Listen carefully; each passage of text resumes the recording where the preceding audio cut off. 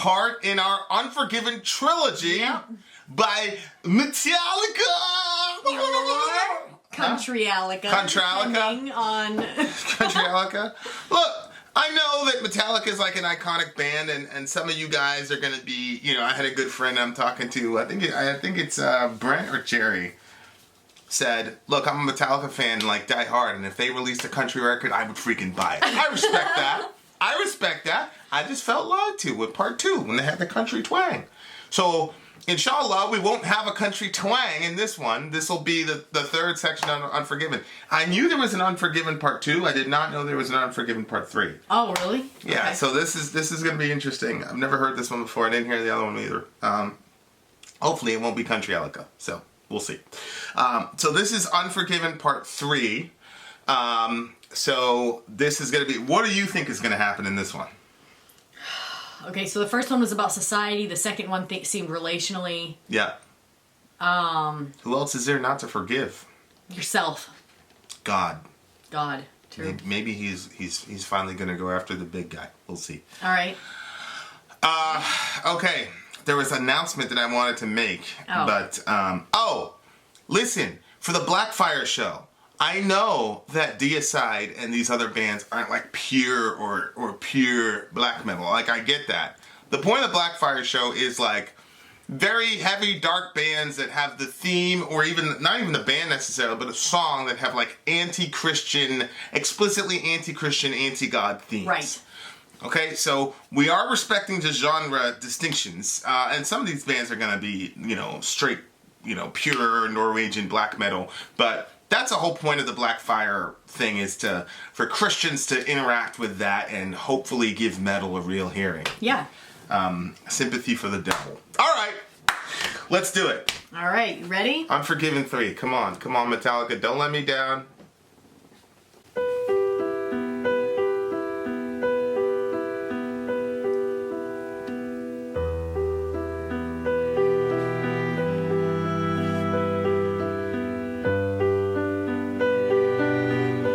I like stuff like this. Me too.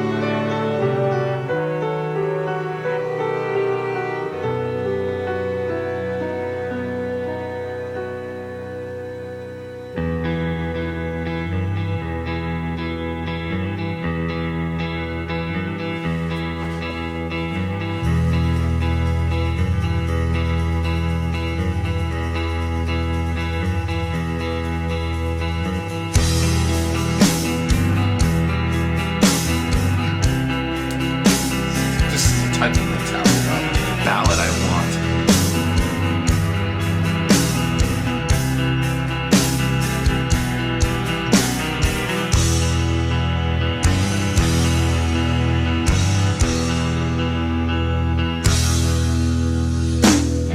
How could he know this new dawn's light would change his life forever?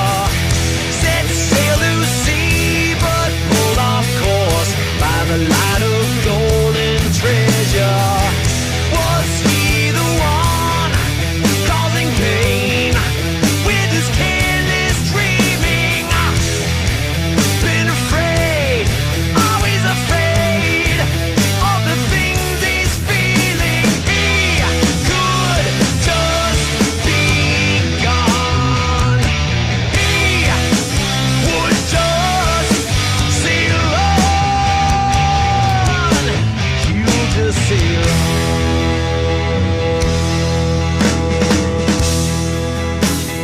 How can I be lost if I've got nowhere to go?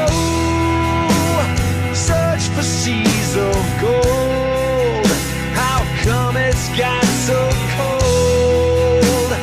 How can I be lost in remembrance as we live?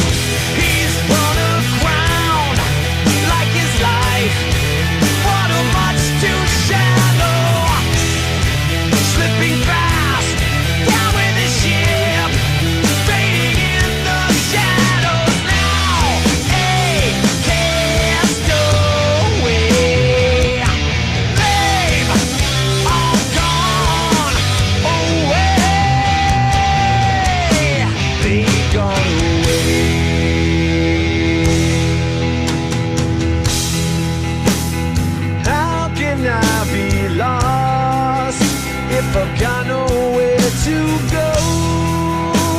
Search for seas of gold. How come it's got so cold? How can I be lost in remembrance I relive?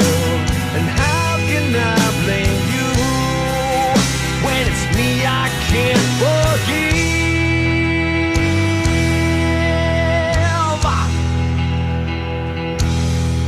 Come on, Kurt. I'm waiting for a solo here.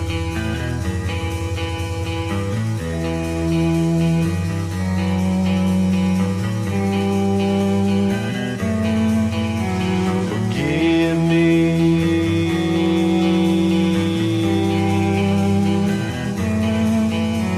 Forgive me not.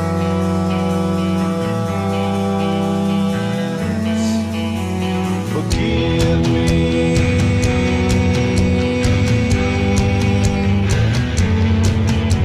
Forgive me not.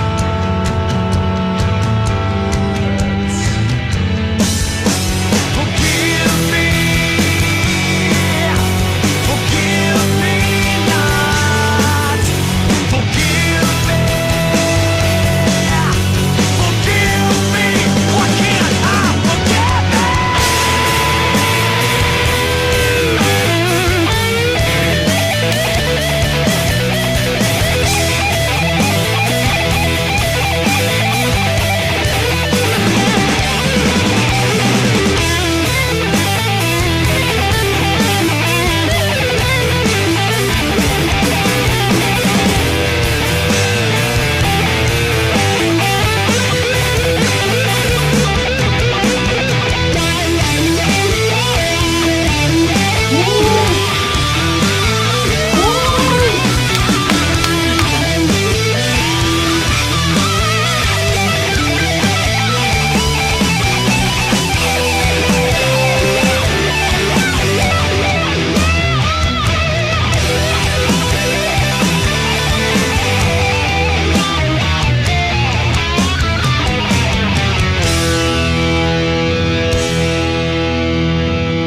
Set sail to sea, but pull off course by the light of golden treasure.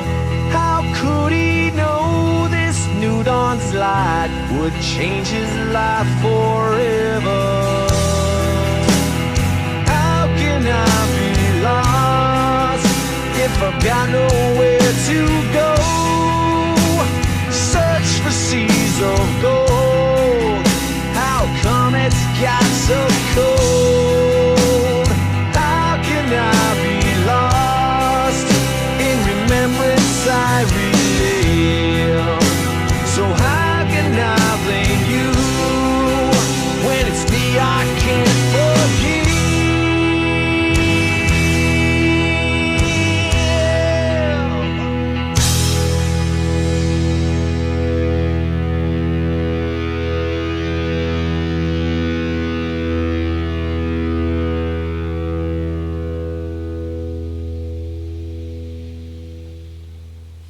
All right then. That is the best of the three, in my opinion. I was gonna ask you to rank. So you got Unforgiven 1, Unforgiven 2, Unforgiven 3. Which one's number 1? This one's number one for me. Okay, and which one's number 2? I'm having a hard time to remember the two of them, to be honest. No, the first one was the classic one that should be in the Smithsonian. Oh, yeah. And the second yeah. one was the country one.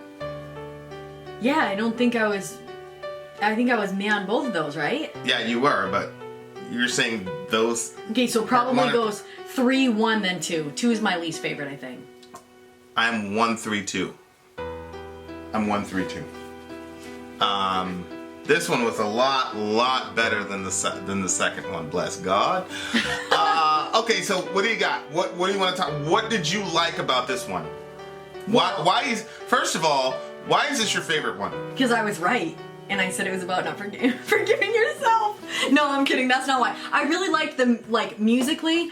Now, there was like one part, like at the end, and then it was like that they threw some guitar in there. I think it was a guitar, and it was kind of like, and I at the time I was like, oh, I can hear it, because usually I can't separate the instruments, but I was able to separate it, and I'm like, I have to remember this piece so I can say it at the end, but now it's gone from me. Okay, but I liked the way the music was. I loved the beginning. I loved the ending. I really liked it. I really liked the musical part of it. I'm just gonna say my score right out because I want to explain it from my score point. Okay. So I'm giving it an 8, and I would have given it higher, but the lyrics, again, they weren't complex enough in my opinion, nor were they artistic enough for me. But maybe after we talk about it, maybe I'll see some angles I didn't see before. Well, Hetfield is not a lyricist. I understand. He's not Nergal. He's not Danny Filth. I understand. But put somebody on the lyrics, he put somebody on the music who can create amazing, awesome shit. He used the ship sailing metaphor throughout the whole, treasure, charting its course of life and all that. Yeah. So I think that this one ranks higher, obviously, than the second. I love story arches. And I love watching, you know this about me, like I love watching shows where the character develops. Yeah, progresses. And progresses. And in the first one, it's the typical, oh, society has done this to me, blah. And then in the second one, it was, oh, I'm going to find a relationship, but it gets wrecked because of, unforgiveness. He couldn't forgive the other, whatever. This one, the core of it is himself. Mm-hmm. He can't forgive himself. And I think that, we said before in the original Unforgiven that the narrative or the story arch in our lives of forgiveness is what we operate in. Being a Christian, forgiveness is a major issue. Right. But the ultimate forgiveness at some level is about, forgiving yourself and making, we've had personal conversations where I've said you've got to make peace with yourself in the past. Mm-hmm. You've got to find that and it's interesting because as I'm listening to this, I remember our, some of our late night conversations where you notice how he like third persons that, his life and all that as like a separate person. And I actually think, he's probably doing that for the artistic value, but I think actually in real life that you kind of have to do that because whatever you've done or whatever that you can't forgive yourself for, or whatever you want to talk about, we disassociate ourselves so much from that part of ourselves that it actually becomes its own person. Yeah. No, it's true. And you got to kind of find that person, look them in the face and say, I forgive you, even though you're talking about yourself. But I thought that was, I don't know if Hetfield, I'm not giving him enough credit to that he's doing that on purpose, but it just reminded me of some of our conversations where I'm like, sorry, you gotta. For sure. You gotta meet that person 4 or 5 years ago and forgive her for whatever. Mm-hmm. What did you think of the lyrics? Okay, so they were not artistic and creative, but what did you think of the lyrics? Well, there was one part that I had a question on when you get them back up. How can I be lost if I've got nowhere to go? No, that wasn't a question. That made complete sense to me. Coming from my worldview. That one makes it... okay, go ahead. Keep going. Well, so there are the lyrics right there. So coming from my worldview, if God created people and that part of our journey is that we're supposed to find God, and it says in the Bible he doesn't hide himself from anybody, so if he's there to be found, but you don't know that you're looking for God and you're searching but you can't seem to grasp and find what you're actually looking for because you don't actually know what you're looking for, then you're on a journey, but how can you be lost if you didn't even have a destination? But that's because wired into you was already that destination unbeknownst to you. That was my thoughts on that part. What were you thinking? I thought it was a brilliant line. I thought that's a line I'm going to chew on for a very, very long time. Because I thought to myself, if you had amnesia, right? Yeah. And then you woke up in some desert somewhere. Yeah. On the one hand, you'd say, I don't know where I am. But on the other hand, you'd say, where the hell am I going? So a person who's lost usually has a home base where this is home. Right. I was trying to hear. And then you're away from there. You don't. A lost person is a person who doesn't know how to get back home. Right. Like one of our favorite shows was Lost. No spoilers. One of our favorite shows was Lost, and the whole premise of the show was trying to get back home, right? And the crazy thing about Lost was like there were all these theories about where are they? Are they in purgatory? Did they die in a plane crash? And we don't know. And we don't know, so don't spoil it. Be quiet, Tom. But it's interesting. The whole premise of the show is they were all trying to get back home, and then all these philosophies came out of Lost when it was really popular. Like, is the Earth the island, and are we on the island? Are they actually dead? I remember hearing that. Yeah, but then when you bring it into real life and you think to yourself like, okay, now you're home, right? So like we've gotten to I don't know. We'll just put Lost spoilers in the title, but we've gotten far enough in the show where, they get back on the plane and they make it back home. Yep. But they're obvious. Then they want to go back to the island. Yes. Right? Like, they made it home. Great.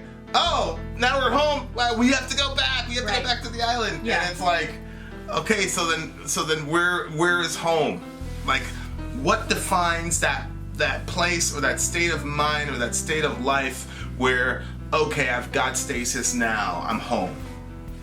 Because when you're a kid, I'm assuming when he was a kid going through whatever he was going through, being a rock star, because it talks about this, the crazy dream, careless dreaming, right? Mm-hmm. Oh, that's gonna get me off the island, and that's home. Mm-hmm.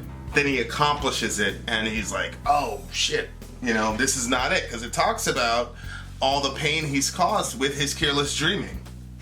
So finally attaining that dream. There's going to be so many things you had to sacrifice to get to where you're going. Cost so many people so much pain that once he accomplished it, it wasn't home anymore. And now he's lost again. So now, if home is an island, then, where are you? Mm-hmm. And I think that's one of the deepest. That line to me seemed self-explanatory to you, but to me, it was an extremely deep line. Because that story is told repeatedly so many times in human history. And back to Jordan Peterson, you don't make it 5 chapters into Genesis until you find that, with Cain being the wanderer. Mm-hmm. Cain not having a place to call home. Yeah. And him being this wanderer and all the rest of it. And he's basically condemned and known as a wanderer. But what people don't know about Cain is that he's the first person in the Bible that's mentioned as building a city. Yes. So he's wandering, he has no place to be, but then he builds a city. Okay, I don't have a home. Now I have home, but for all time he's known as this wanderer. And I think that's very interesting, because I don't think that he found any peace even there.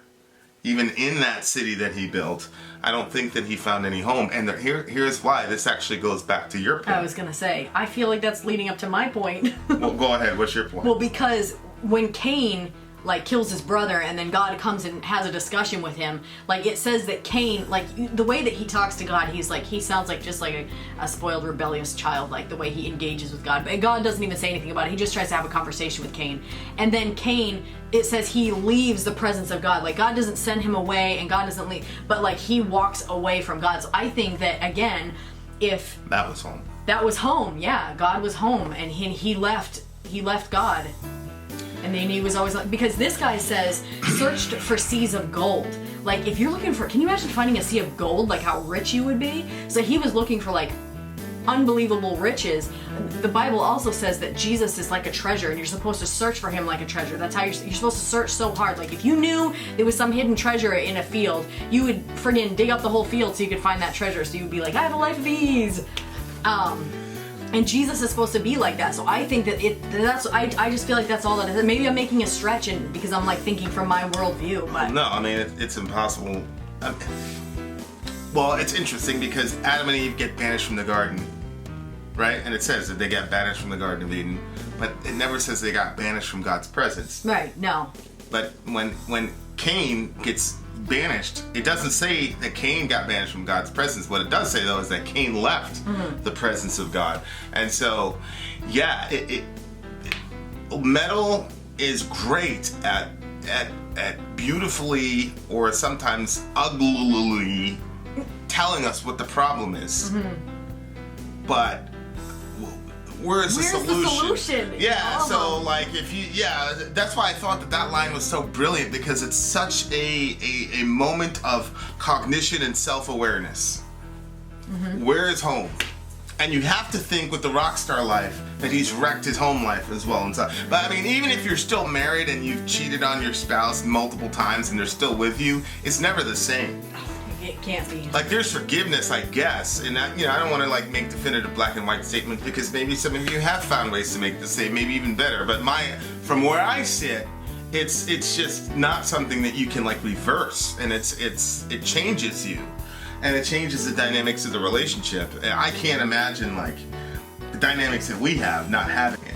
I know. Or like the complete like trust that we have in each other, and like, it doesn't matter where we are, right? Like if I got you, I got the kids, I got God, like I'm home, like that's it, we're good. Like I got Eden right here in my little, but I can't imagine wrecking that, right? No, I wouldn't trade that for all the money in the world. So I just thought that was such a moment of clarity and self-awareness of that.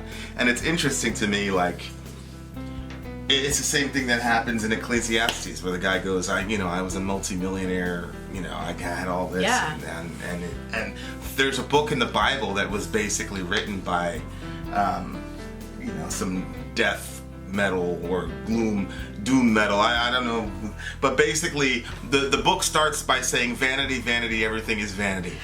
Right.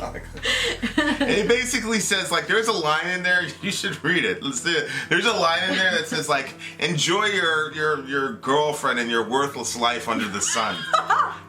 Just Your worthless life. Yeah, just enjoy it, because we're all lost. We have nowhere to go. What are we doing? So yeah, how can I blame you? But the other part though that I really loved was, how can I blame you when it's me I can't forgive? And I think that is a moment of clarity for everyone. One is the whole lostness part of us in the human experience. Yep. And another issue is the propensity to blame other people for all of your problems. Yep. Yeah, we've talked about that before. It's a mark of immaturity. Yep. And I think this is James Hetfield at that arch where he's kind of come into some self-awareness, some self-realization, and some maturity, and said, you know what? The person I really can't forgive in this whole thing is me. Myself. Yeah. What did you think of that when you first saw that line? I'm right, because I said before the song started. That was my. Where are you on the self-forgiveness scale to be? Maybe that was probably the question you wanted to ask. Well, no, I'm just asking you now. It's probably inappropriate, but. Oh, jeez. You know what? I think that I've progressed really far. I think I'm like 75-85% like forgiven myself, because my mindsets have changed now, and so now I can understand why I did or allowed things to happen to me at that stage in my life, because I didn't have the understanding of things that I have now. And the new understanding that I have now, that we've kind of journeyed on together, has helped me to realize that I made choices and decisions and allowed things because there was things that I just didn't understand. So kind of like forgiving myself for being naive, I guess. Well, that's the interesting thing about self-blame, is that sometimes you have to forgive yourself for allowing things to happen to you. Right, when that was my not necessarily like actively. Some of us have to forgive ourselves because if we've done things actively wrong, and the other things is because we passively allowed things to happen to us. And with you, some of it was done in the name of religion, or a lot of it was done in you. Oh yeah. And so. Yeah. So how did that work with you and God and self-forgiveness and all that? Well, and that I'm still journeying with. I think I was angry with God for a long time, and I didn't realize that I was angry with God. Until we started doing this show. Yeah, honestly. Yeah, like 4 weeks ago. Until you started listening to metal, and you're like, yeah, what? Yeah, wait a second, that guy doesn't love us. The metal has been so good for me spiritually. It's so like backwards, so opposite of what I would have thought.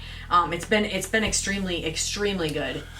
Yeah, I've definitely seen a difference in you once you're able. I think it's just the honesty. I think like I said, you have amazing parents, and they produced this, which all of the world is enjoying right now. So, I mean, but I just think it didn't provide an environment where you could be completely honest about all your it stuff. didn't. So here's another probably inappropriate question. How, when it relates to self-forgiveness, how much did Christianity help or hurt that process for you? Christianity? Yeah. You mean... Well, it's hard because when you say Christianity, all I think about is everything that I had from the church, which is what I kind of despise at this point. Not despise, but like, it's very... It was a hard, painful, long experience. So organized, institutional Christianity. Yeah, didn't help me at all. That made me want to hate myself. Okay. But like God and what these people that have put out this music have expressed about God, because you know what, to be honest, I feel like some of these songs have had a more real understanding of who God is than I ever got sitting in a sermon. It's crazy because you'll explain God, like I remember when I would hear about Cain, I never realized the way that Cain was talking to God and how God was interacting with Cain. But then when you started explaining it, you were like, look at the way that he's talking to God, and he was like some of the things, what does he say? Like, well, God says, well, where's your brother? And then he's like, well, am I my brother's keeper? And then there was something else. What's the other part? Why is your face downcast? Yeah. Basically God said, why are you moping, man? Yeah, and then he says what? And Cain won't answer him. He won't talk to God. And God says, be careful, because sin is crouching at your door. It desires to have you, but you must master it. Yeah. And he's trying. And you've seen with our son where you got to sit there and you got to say, come on, man. Yep. Yep. That's helped me a lot too, seeing your interaction with the boys, like how you relate to them and stuff like that, because it's very fatherly and stuff. And I'm like, okay, well, you're obviously not as good as God. I mean, you're a human being and you're sinful and fallen and stuff too. So I'm like, well, if God is better than you, then, well, I think I want to talk to this guy some more. So your actual walk with God, apart from the institution, has helped you with self-forgiveness. Oh yeah, definitely. But the institution itself has been the main factor for you for why because you've been able the more that I've been able to kind of like talk to God, like I feel like that God is kind of the one that's been helping me to see. Get emotional. God is the one that's helping me to see that that what I understood and what I had been taught was why I was making the decisions and the choices that I was making, and why I allowed certain things, which even God wouldn't have wanted those things for me. But I thought at the time that, well, this is where I'm at, and this is what's happening, and this is how God wants things to go, because I should always follow these certain rules and stuff like that, which weren't even rules. I was confused, And so now that I feel like that there's more light shed on the situation, and I'm actually seeing what God... Well, and I think that's probably why... Remember the song about the girl who, had the abortion because, God, Jesus told her to. Which song was that? That was her. Rapture. Rapture, yep. That song, I was like, whoa, it was like, oh my gosh, you can do things in the name of God and literally believe that you're doing what's right. But then as you grow and as you actually begin to see the way that God is with people, you realize that, wait a minute, that is not his character at all. When you go by people's character, a thief, you pretty much can expect them to always steal.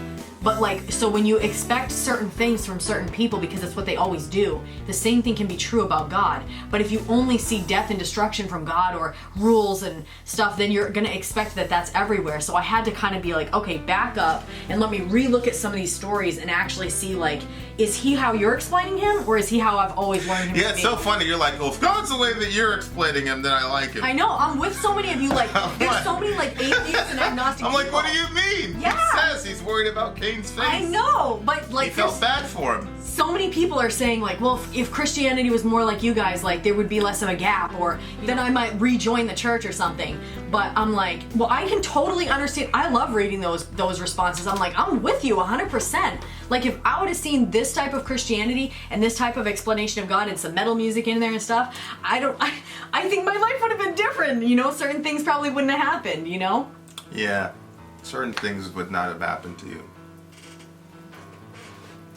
But what's interesting for me is when he talks about how can I blame you when it's me I can't forgive. See, I had the total opposite. So I grew up angry at certain members of my family, and I was angry at them and I blamed them for all my problems. And I remember one time I was hospitalized and I was, mental, all this, and, they'd had, therapy and counseling, and then they were talking to me about this particular member of my family and how they screwed everything up for me and yada, yada, yada. And I remember and I was 18 years old at the time, and I remember distinctly hearing God say, don't listen to them, you have your own issues, deal with your own shit.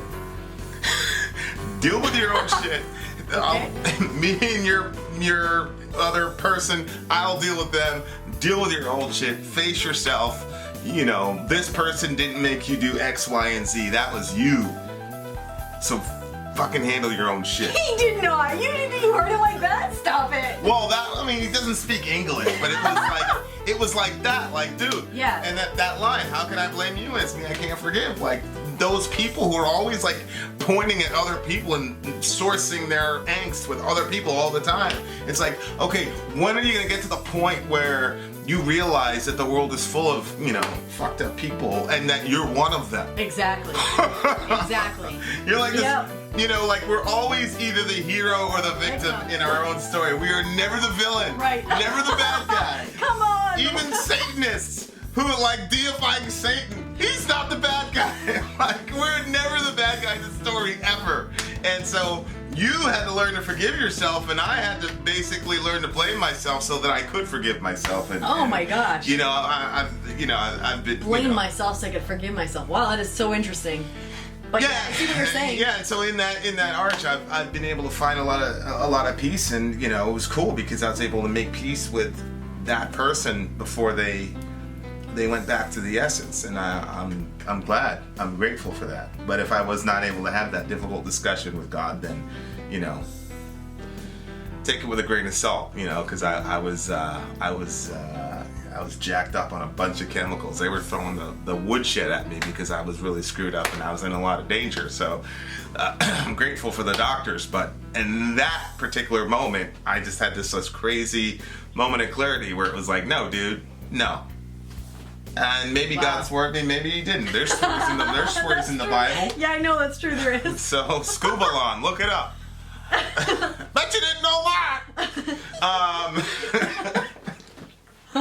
Yeah, so I just thought that, Hetfield is a very simplistic writer, but I think that I give him so many points for the clarity and the moments of significant clarity that if we could really look at this song and find home, where the Atlas is, where's the North, and find out who really needs forgiveness in our life. And then, of course, the question that doesn't get answered is, what is the mechanism by which you find forgiveness of yourself and of others? Yeah. And I think Maynard talked about this, about breathing and becoming one, yes. and the unification. And so, for us, the mechanism of forgiveness is a cross, right? Because you could say all the brutality or the anger that unforgiven one, unforgiven two, and then not forgiving yourself, like all that pain one person bears it all, and then brings it into the ground, and then comes up and says, there's a new world coming that I am now the representation and the archetype of this never happening to any of you again. Mm-hmm. And that's our solution, but you got to find a solution somewhere, somehow, that kind of norths your compass, and then boom. Now we know how to find home, and I think most of us are in the situation that we're in, where we have these kids, and we're like, we do not want to fuck you up. You're right. Word. And that's why I always stop and say, your parents did a good job. Your kids remember if you're watching this years from now. Right, and you watch it, you say we did a good job, you son of. All right, can't do that. All right. So you give it what do you give it? I give it an 8. Okay, this is a 9 for me. Whoa. This is a 9 for me because of the existential importance of this song. Okay? Musically, I liked it. There was sort of this foreboding bass line. That like you felt like something was gonna happen. Mm-hmm. It's kind of anticlimactic because I was expecting more of an explosion, like with Tool. Yeah. When he was talking about the sun, it was closed, yes, and then opened up. Yes, Pinky. But The middle part of that solo reminded me of like 80s. There was a specific song, 80s Metallica. If I let you hear it and I put those together, you're gonna be like, Same thing. it's the same thing. So you don't get any points for that, Kirk Hammett. But I'm very, very, very happy. I'm happy we did the Unforgiven trilogy, actually. Yeah. What a good ending. I think I think it's great to see the arch. I almost wish that we would have done it all in one day. Bing, bing, bing, bing, and released them in 3 days. Because then, like we would have had the progression all in Well, a we're day. gonna do that with the Tool. Yeah. The Lateralis record, we're gonna listen to. Well, we're gonna listen to it twice all in one day. So there's Right. gonna be an hour show, and then there's gonna be a 5-hour show for you hardcore Tool people. Okay, I think we're out of here. I just want to say thank you for you. I think we're up to like 9 Patreon patrons right now. I know, you guys. Seriously, thank you. Thank you very, very much. We really appreciate it. I had one guy encourage me. I think his name was Gregory Jeremy or something like that. If I forgot your name, I'm sorry. That's terrible. I'm a horrible human being. But he basically said, dude, you Forgive guys... yourself. Yeah, I just forgive myself. You guys spent all this money on equipment and stuff, and yeah, we did. But, one of the things that we talk about is, like, if you do something for somebody, you do it for the joy of doing it, and that's it. So what that does is it frees you up to show to feel real gratitude when somebody reciprocates. Yeah, no, completely right. When you give, and this investment was to give to you guys better quality and for you guys to come back. And I know a lot of you, in your hearts, you would, if you could, and you can't right now. And that's okay. That's awesome. It's okay because that means that you prioritize your family and your other things, and that shows that you know how to manage your life, right? And so I love you for that. I love you for not patronizing us. But for those of you that have, I think that's crazy that you would do that. We love you. We're gonna come up with something like a real systemic way to do something, but that the big thing that we're struggling with mentally right now is making sure that everybody in our community is valued. Yeah. Right? While at the same time, folks who are doing that we can make sure that they know that we think that's special. So we're gonna think as much as we can, and as a community, go to the village and come up with some ideas so that we can accomplish both. Because we don't want to publish a Patreon video until we feel that we're gonna do both, and we don't want any of you to feel undervalued. Right. Love you guys. Okay. All right. So I gave that a 9. You gave it a what? 8. An 8. So 8.5 for Unforgiven 2. Awesome. Is it? Yeah. I gave it a 9, you gave it an 8. So 8.5 is the average. Okay. 9 plus 8 is 17. So 8 plus 5, 8.5 plus 8.5 You're is right. 17. Yep. Vin out! Sorry out. Gone.